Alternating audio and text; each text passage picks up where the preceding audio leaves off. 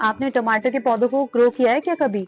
अगर नहीं किया ना तो मैं बता रही हूँ आपको आसान से तरीके जिससे आप टमाटर को ना ग्रो कर सकते हैं अपने घर के अंदर। सबसे पहले बीज लीजिएगा। मैंने बीज लिया था। सबसे क्वालिटी सीड्स सबसे ज्यादा इंपॉर्टेंट होते हैं। पानी में एक रात के लिए भिगो दिया था। फिर उसमें से ना जो ऊपर आ गए थे तैर के उन्हें फेंक दिया था और जो बाकी बचे थे उनको ग्रो कर दिया था। और देखिए ये है मेरा टमाटर का पौधा। अब आपको पता है मुझे क्या परेशानी आने वाली है? मुझे अभी आने वाले टाइम में ये परेशानी आने वाली है कि एक तो इसमें कीड़ों का अटैक होगा, जो मुझे पता है, क्योंकि सर्दियों के सीजन में जो हमारे वो सफेद वाला जो कीड़ा होता है ना, वो क्या आप बोलते हैं उसको, मिली बग्स हैं, एफिड्स हैं, व्हाइट फ्लाइज हैं। इसके अलावा इसमें स्पाइडर माइट्स भी लग जाते हैं, जो इसके पत्ते होते हैं ना उनके पीछे। मुझे देखिए कुछ मिल ही गया। ये देखिए यहाँ पे, तो ये वही है। मुझे इनके अटैक से अपने इस टमाटर के पौधे को बचाना है। इसके अलावा मुझे क्या करना होगा, मेरे को ध्यान रखना पड़ेगा फर्टिलाइजर का, जो कि मैंने अभी 15 दिन पहले ही इसको वर्मी कंपोस्ट दिया था।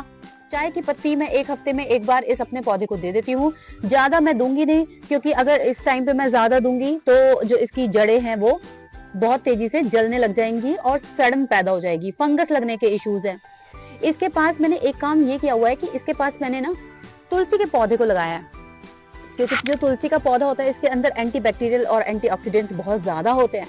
हमारे पौधे के आसपास अगर तुलसी के जो मतलब जो पत्ते बिल्कुल वो हो जाते हैं ना, बिल्कुल जैसे ड्राई हो जाते हैं और गिर जाते हैं, तो वो देखिए इसमें गिरते रहते हैं। तो पहली चीज तो ये है कि मुझे इस चीज की ज्यादा डर नहीं है कि मेरा जो मतलब प्लांट है इसमें कीड़े लग जाएंगे, क्योंकि तुलसी के पत्ते ना कीड़ों से बचाती हैं हमारे वेजिटेबल वाले पौधों को।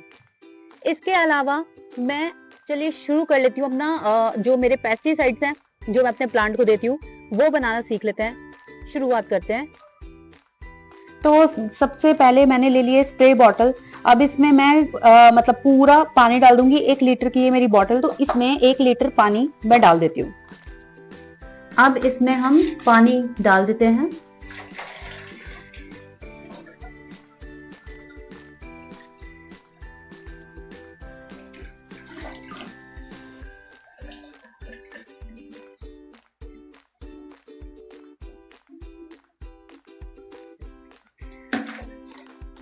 देखिए पानी मैंने इसमें भर लिया है। मैंने इसमें 1 चम्मच ना जो हैंड वॉश है वो डाल दिया। देखिए आपको इसमें झाग भी दिखाई दे रहे होंगे। अब इसके बाद मैं डालूंगी यहाँ पे थोड़ा सा नीम ऑयल। तो अब मैं यहाँ पे डाल रही हूँ नीम ऑयल। देखिए मैं ड्रॉपर का इस्तेमाल करती हूँ हमेशा, क्योंकि इससे ये होता है, इससे ना मतलब ज्यादा अमाउंट में चीजें नहीं डलती है, बिल्कुल एप्रोप्राइट हो जाता है, बिल्कुल सफिशिएंट अमाउंट में हम डाल देते हैं। इसके बाद इसमें डालनी है एक चीज और, तो जो भी कीड़े होंगे ना, जो मरोड़िया टाइप से भी कीड़ा होता है, ये सब बाहर आ जाएंगे अपने आप ऑटोमेटिकली 1 मिनट के अंदर अंदर।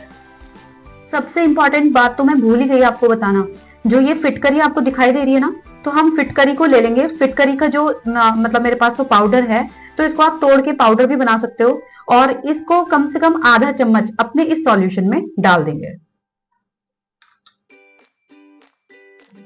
अब इसके अंदर हमने सारी चीजें डाल दी हैं। अब हम स्प्रे बॉटल को करेंगे बंद, और अब हमारा जो सॉल्यूशन है, ये जो पेस्टिसाइड बना, ये हर तरीके के कीड़ों को मार डालेगा। अब वेट किसका है, पंप कीजिए और तो थोड़ा सा इसका मुझे वो करना पड़ेगा। और ये देखिए अब हम यहाँ पे इसको स्प्रे कर देंगे।